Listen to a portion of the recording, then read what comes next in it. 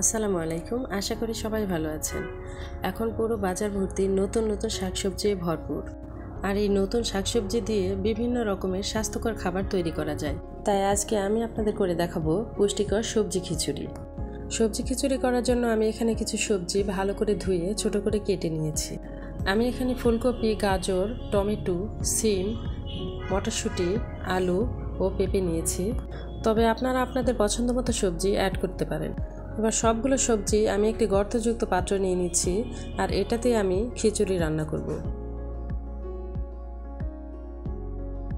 সবগুলো সবজি পাত্রে নিয়ে এখন আমি দিয়ে দিব এখানে কিছু ফালি করা কাঁচামরিচ, 4-5টি পেঁয়াজ, আদা, রসুন ও জিরা বাটা, স্বাদমতো লবণ, হলুদের গুঁড়ো ও কিছুটা রান্নার তেল।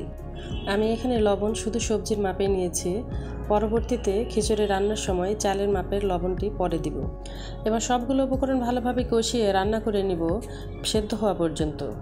আর আমি সবজিগুলোতে এখন কোনো পানি ব্যবহার করব না, এটি মিডিয়াম হিটে ভালোভাবে কষিয়ে নিব।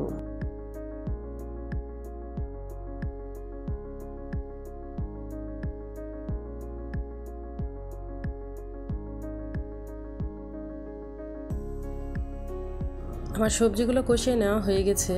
এবার এখানে আমি দিয়ে দিব চাল ও ডাল। আমি এখানে 2 কাপ চালের সাথে 1 কাপ মসুর ডাল দিয়েছি। এবার চুলার জাল বাড়িয়ে দিয়ে চাল, ডাল ও সবজি খুব ভালোভাবে একটু কিছুক্ষণ ভেজে নিব।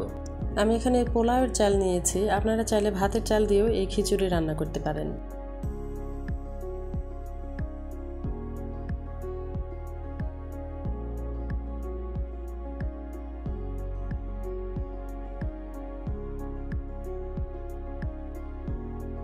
সবজির সাথে চালগুলো ভালোভাবে ভেজে নিয়ে এখানে আমি অ্যাড করে দিব কিছুটা ধনিয়া পাতা ও চালের মাপের লবণ। আমি সবজিতে এবং চালে আলাদা আলাদাভাবে লবণ দিই, তাহলে লবণের ব্যালেন্সটি ঠিক থাকে। চালের সাথে ধনিয়া পাতা ও লবণ ভালোভাবে মিশিয়ে নিয়ে দিয়ে দিব গরম পানি। আমি এখানে যেহেতু চাল ও ডাল 3 কাপ নিয়েছি, তাই এখানে আমি গরম পানি দিয়েছি ডাবলেরও 1 কাপ বেশি পানি। আমি এই খিচুড়িটি খুবই নরম করব না, কেউ যদি আরেকটু নরম খেতে চায় তাহলে ডাবল পানি দিয়ে 2 কাপ বেশি পানি দিলেই চলবে। চাল, ডাল ও সবজি ভালোভাবে পানির সাথে মিশিয়ে নিয়ে এখানে চুলার হিট মিডিয়াম করে দিয়ে ঢাকনা দিয়ে ঢেকে রান্না করে নেব কিছুক্ষণ। খিচুড়ির পানি যখন নিচের দিকে চলে যাবে তখন একটি চামচের সাহায্যে খিচুড়িগুলো উপর নিচ করে দিয়ে এর উপর দিয়ে দিব কিছুটা ঘি। বাসায় যদি ঘি থাকে অবশ্যই ঘি দেওয়ার চেষ্টা করবেন, কারণ এই ঘি সবজি খিচুড়ির টেস্ট দ্বিগুণ মাত্রায় বাড়িয়ে দেয়। ঘি দেওয়ার পর 10 মিনিটের মতো ঢাকনা দিয়ে ঢেকে দমে রেখে দেব।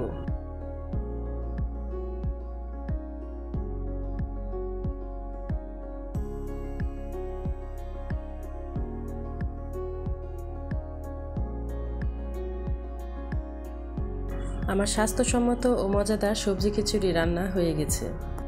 এবার আমি খিচুড়ি সার্ভ করে নিব। এই খিচুড়িটি বাচ্চা থেকে বয়স্ক সবারই খুবই পছন্দ।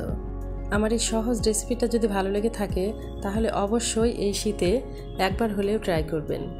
আর কেমন হয়েছে তা কমেন্ট করে জানাতে ভুলবেন না। আরও নতুন নতুন ভিডিও পেতে আমার চ্যানেলের পাশেই থাকবেন। এতক্ষণ আমাদের সাথে থাকার জন্য ধন্যবাদ।